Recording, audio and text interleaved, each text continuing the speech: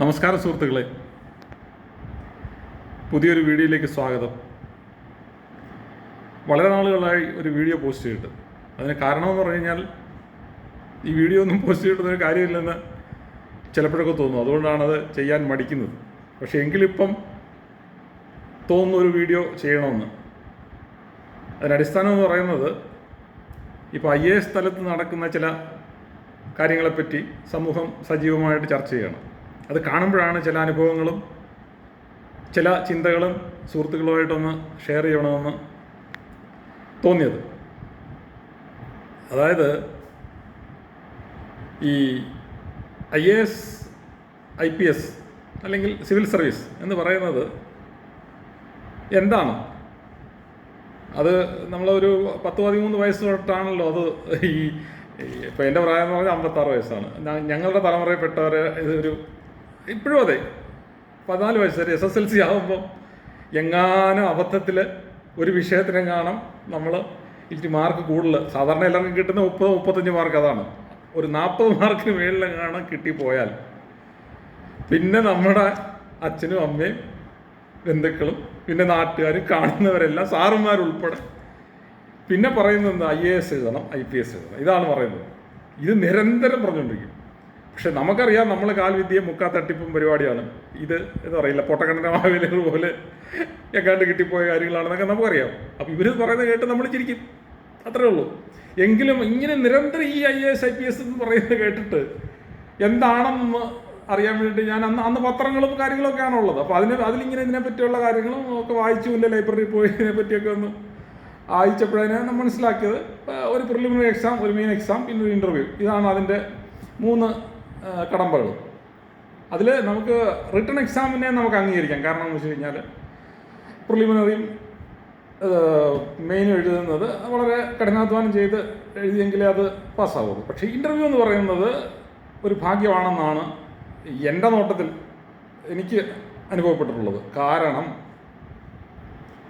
ഈ എനിക്ക് എൻ്റെ ജീവിതത്തിൽ ഞാൻ പല IAS ഉദ്യോഗസ്ഥരും IPS ഉദ്യോഗസ്ഥരുമായിട്ട് നേരിട്ട് സംസാരിക്കാൻ പല വിഷയങ്ങളിൽ നമുക്ക് അവസരം കിട്ടിയിട്ടുണ്ട്. അപ്പോഴൊക്കെ തോന്നിയിട്ടുണ്ട് ഇവരെങ്ങനെ ഈ സ്ഥാനത്തെത്തിയെന്ന്.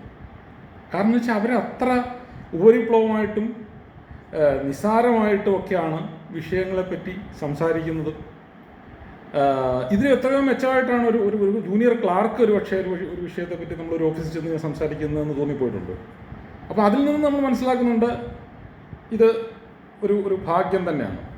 പിന്നെ ഒരു കാര്യം എന്ന് വെച്ച് കഴിഞ്ഞാൽ, ഈ റിട്ടൺ എക്സാം തന്നെയും ഈ പറയുന്നത് എന്താ, കുത്തിയിരുന്ന് പഠിച്ച് എഴുതാൻ കഴിവുള്ളവർക്ക് കിട്ടുന്ന ഒരിതാണ്. അല്ലാതെ മനസ്സിലാക്കി പഠിക്കുക എന്ന് പറഞ്ഞാൽ 30 വയസ്സിനും, അതായത് നമുക്കറിയാമല്ലോ, ഡിഗ്രി കഴിഞ്ഞ് വരുന്ന 20 വയസ്സിനും 30 വയസ്സിനും ഇടയ്ക്കുള്ളവരാണ് ഈ IAS IPS പരീക്ഷകൾ എഴുതുന്നത്.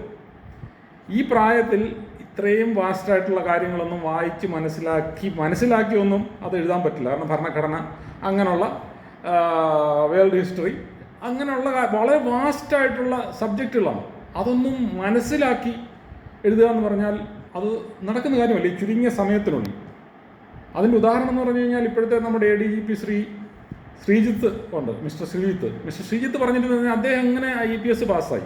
അദ്ദേഹം പറഞ്ഞത് അങ്ങനെ അത്ര 1-2-3 ട്രൈ ചെയ്തെന്നുകൊണ്ടാണ് തോന്നുന്നു. അപ്പോൾ അങ്ങനെ അതിൻ്റെ അനുഭവത്തിൻ്റെ വെളിച്ചത്തിൽ അദ്ദേഹം ചെയ്തെന്ന് പറഞ്ഞു കഴിഞ്ഞാൽ, ഒരു 10-12 എസ്സേ സ്വന്തമായിട്ട് തയ്യാറാക്കി. എന്നിട്ട് അത് വേർഡ് ടു വേർഡ് കാണാതെ പഠിച്ചു. അത് ടൈമിനുള്ളിൽ എഴുതി തീർത്തു. അതാണ് അതിൻ്റെ ടെക്നിക്ക്. എല്ലാ സബ്ജക്റ്റിലും അങ്ങനെ തന്നെ പറ്റൂ.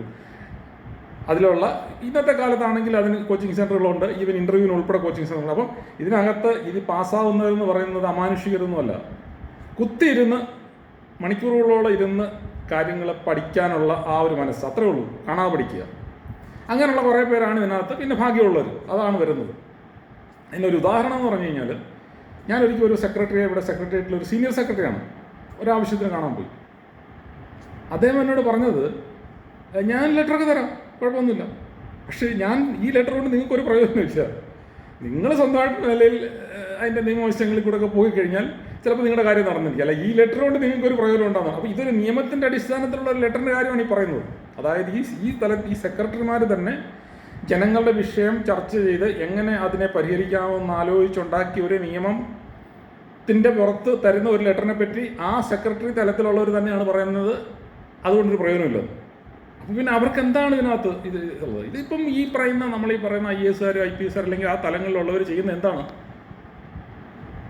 അവർ എന്താ പറയുക, പരമ്പരാഗതമായിട്ട് ചടങ്ങ് പോലെ നടന്നു വരുന്ന കുറേ കാര്യങ്ങൾ ഇങ്ങനെ തത്തമ്മയെ പൂച്ച എന്ന് പറയുന്ന രീതിയിൽ ഇങ്ങനെ പറഞ്ഞു പോകുമെന്നല്ലാതെ പുതിയതായിട്ട് എന്തെങ്കിലും കൊണ്ടുവരുമോ, ഒരു മാറ്റങ്ങൾ കൊണ്ടുവരുമോ കണ്ടതായിട്ട് എനിക്ക് തോന്നുന്നില്ല. കാരണം അതിൻ്റെ ഉദാഹരണം ഒന്നുകൂടെ ഞാൻ പറഞ്ഞു കഴിഞ്ഞാൽ, ഞാൻ 24 വയസ്സ് വരെ ആലപ്പുഴ ജില്ലയിൽ ജീവിച്ച ആളാണ്. ആ 24 വയസ്സിനുള്ളിൽ ഒരു കളക്ടർ വന്നിട്ട് ഞങ്ങളുടെ ജില്ലയിലൊരു മാറ്റം ഞങ്ങളുടെ ജീവിതത്തിൽ, ആ ജില്ലയിലെ സാമൂഹ്യ ജീവിതത്തിൽ ഒരു മാറ്റം ഉണ്ടായിട്ട് എനിക്ക് അനുഭവപ്പെട്ടിട്ടില്ല. അതിനുശേഷം ഞാൻ പിന്നെ ഇവിടെ ഇല്ലായിരുന്നു. അതിനുശേഷം ഇപ്പോൾ 6-7 വർഷമായിട്ട് ഇപ്പോൾ ട്രിവാൻഡ്രത്താണ് താമസിക്കുന്നത്. ഈ 7 വർഷമായിട്ടും ട്രിവാൻഡ്രത്തൊരു പുതിയ കളക്ടർ വന്നു. അതുകൊണ്ട് സാമൂഹ്യമായിട്ടുള്ള എൻ്റെ ജീവിതത്തിലൊരു മാറ്റങ്ങളുണ്ടായിട്ടില്ല. വ്യക്തിപരമായിട്ടുള്ള ജീവിതത്തിൽ മാറ്റങ്ങളുണ്ടായിട്ടുണ്ട്. അതെൻ്റെ സ്വന്തം പ്രയത്നം കൊണ്ടും അല്ലെങ്കിൽ ഭാഗ്യം കൊണ്ടും ഒക്കെ കിട്ടിയ കാര്യങ്ങളാണ്. അല്ലാതെ ഈ പറയുന്ന നമ്മളുടെ ജീവിതത്തിൽ മാറ്റം വരുത്തുന്നു എന്ന് പറയുന്ന ഈ ഉന്നത സ്ഥാനങ്ങളിലിരിക്കുന്ന ഈ അമാനുഷികരെന്ന് നമ്മൾ ചിന്തിക്കുന്ന ഈ IAS കൊണ്ടോ IPS കൊണ്ടോ ഒരു മാറ്റം ഉണ്ടായിട്ടായിട്ട് എനിക്ക് അനുഭവപ്പെട്ടിട്ടില്ല.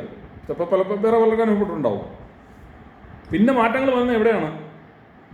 വ്യക്തികൾ ആ വിഷയങ്ങളെപ്പറ്റി പഠിച്ച് സമൂഹത്തോട് സംസാരിച്ച് അത് പുറത്തു കൊണ്ടുവന്ന്, പിന്നെ ഈ പുതിയ കാലഘട്ടത്തിൽ ഈ സോഷ്യൽ മീഡിയയും കാര്യങ്ങളൊക്കെ വന്നതിന് ശേഷം അത് സമൂഹത്തിൽ പല പല വിഷയങ്ങൾ, ഓരോ വിഷയങ്ങളും ചർച്ച ചെയ്തതിന് ശേഷം അത് മാറ്റപ്പെടണം.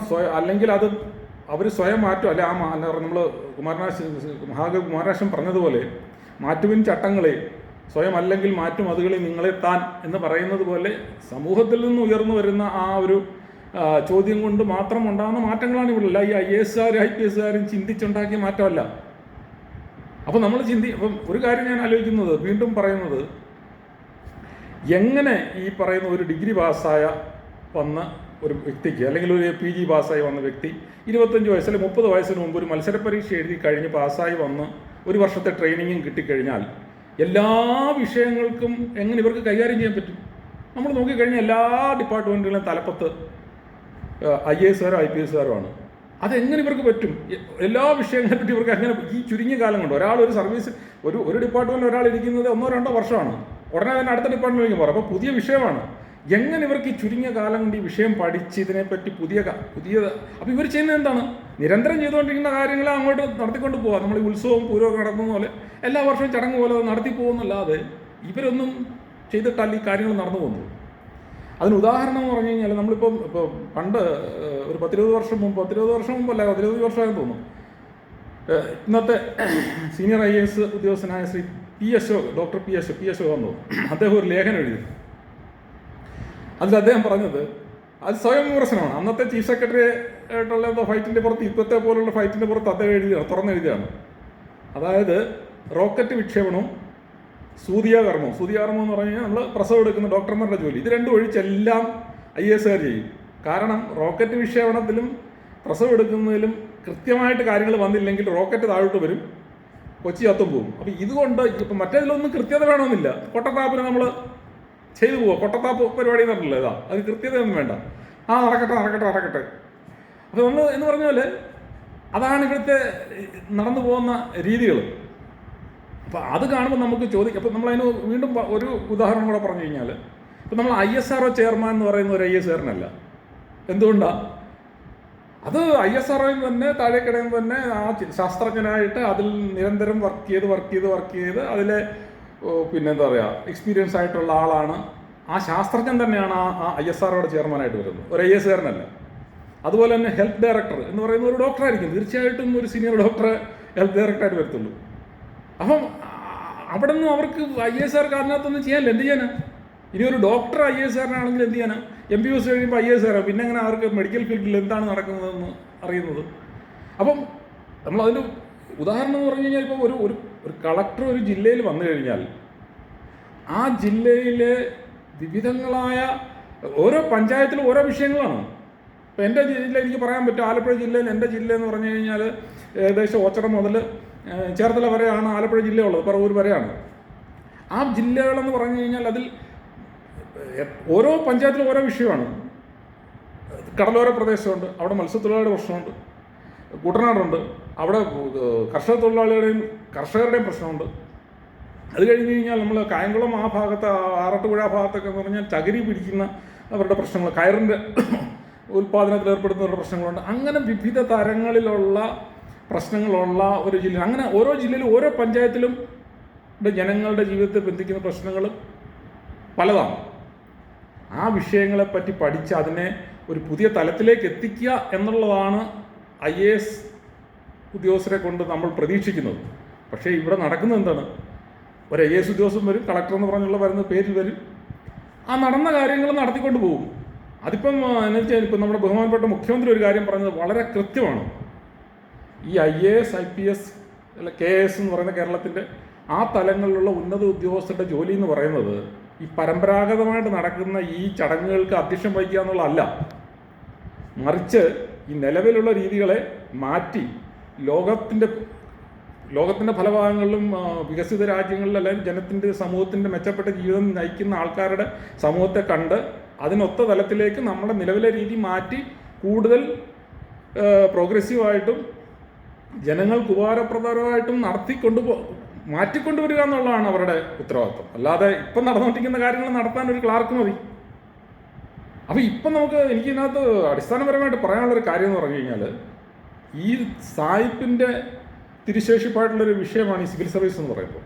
അതിനെ നമ്മൾ അവർ പറയുന്നത് അയൺ ഫ്രെയിം എന്നാണ് പറയുന്നത്. ഇരുമ്പ് ചട്ടക്കൂടാണത്. അത് വളയത്തില്ല, ഇങ്ങനെ ബലമായിട്ട് നിൽക്കും. അതാണ് അവരുടെ. അപ്പം ആ ഇരുമ്പ് ചട്ടക്കൂട് നയിക്കുന്നത് ഈ IAS കാരാണ്.